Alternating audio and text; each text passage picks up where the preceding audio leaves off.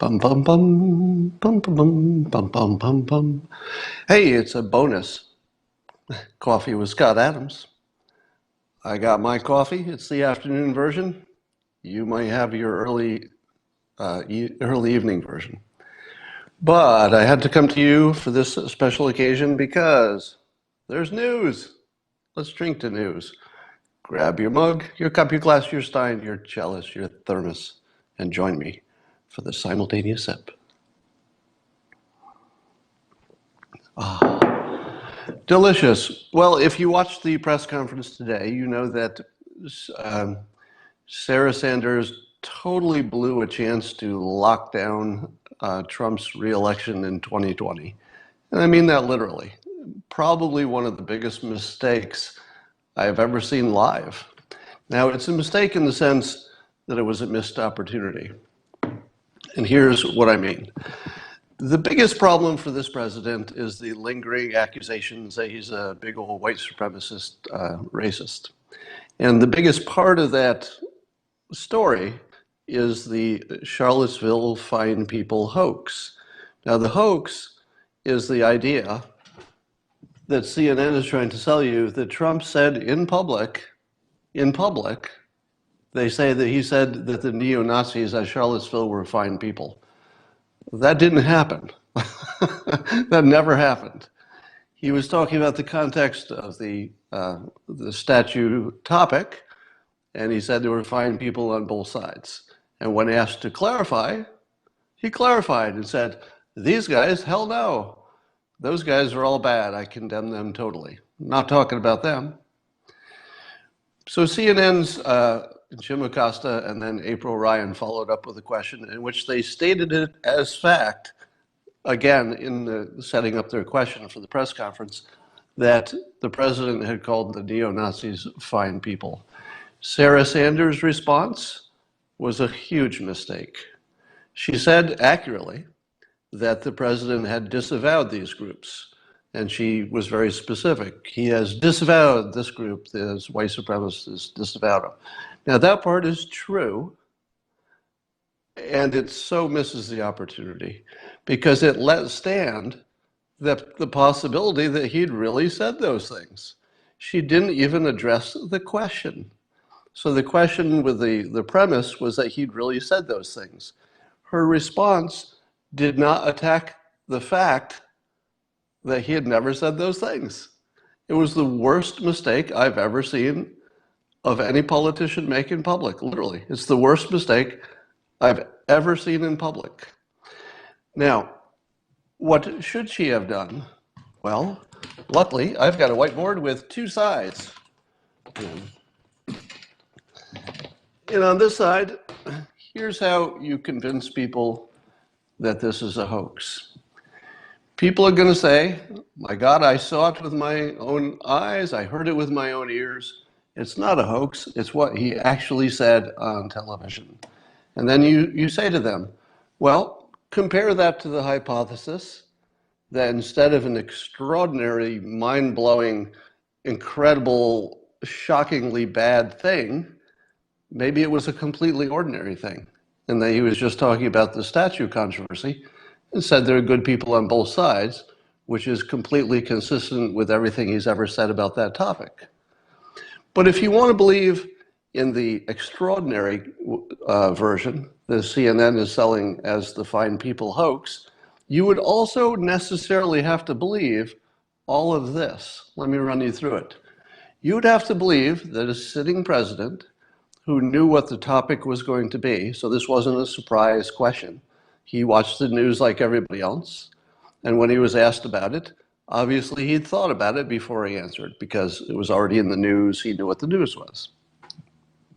Do you think it's reasonable to assume that a sitting president decided to throw down with the neo-Nazis after one of them had just killed somebody? Do you think that's even a little bit credible sounding? All right, we're not done yet, but just start there. That should be enough to dissuade any reasonable person from thinking that he was talking about the neo-Nazis, because nobody would do that under any circumstance. Secondly, Do we believe that he would publicly take sides against Ivanka, Jared, and his own grandchildren with them, because they're all Jewish?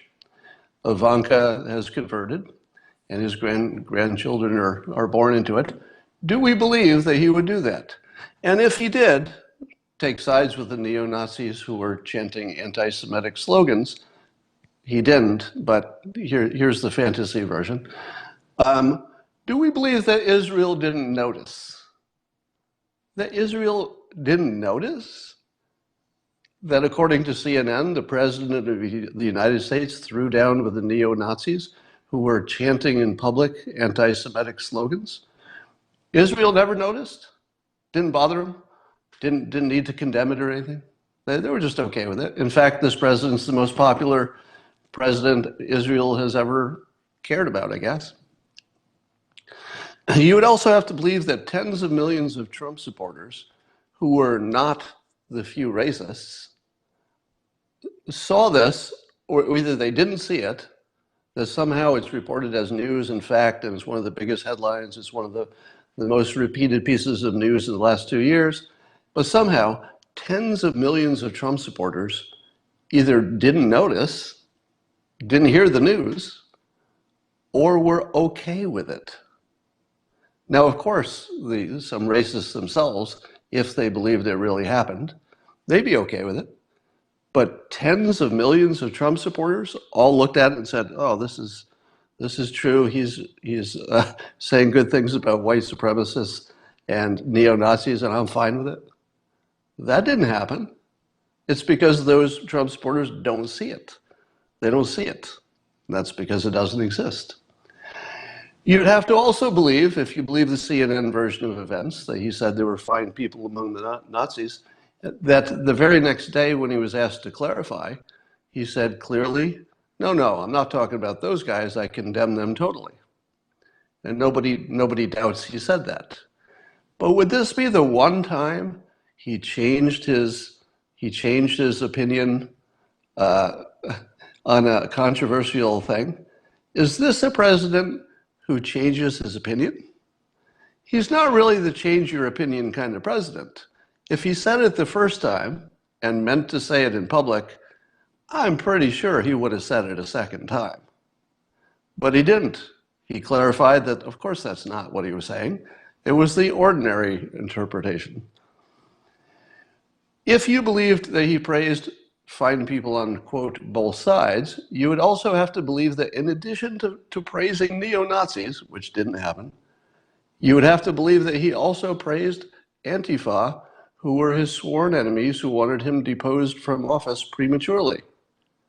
Do you think this president praised Antifa for anything?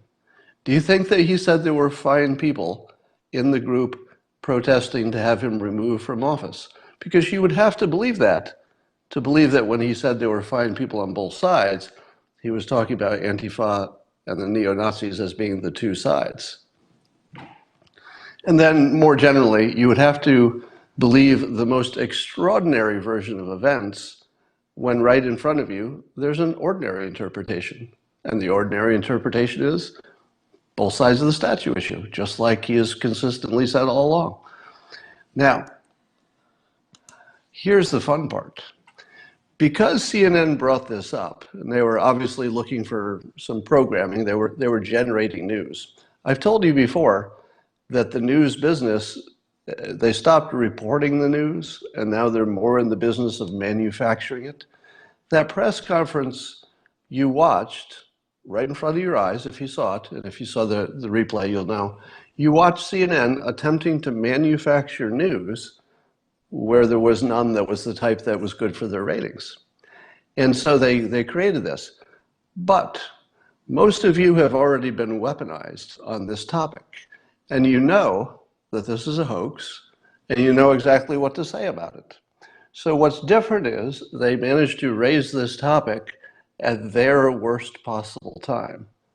Because at this point, there are thousands of Trump supporters who have been exposed to the strong argument, as opposed to Sarah Sanders' completely failed attempt of just saying, well, that one time he he disavowed these groups. That's not persuasive, because it still allows the possibility that he said it in the first place, which just didn't happen.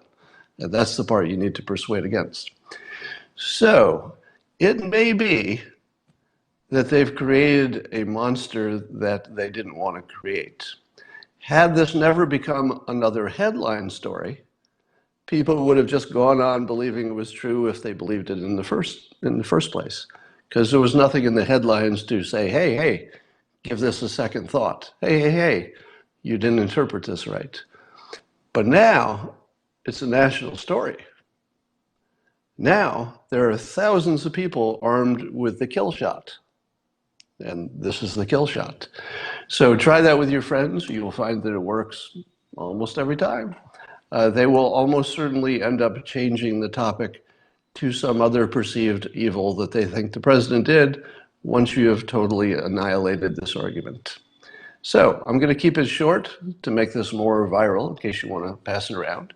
And that is all I have today. And I'll talk to you later.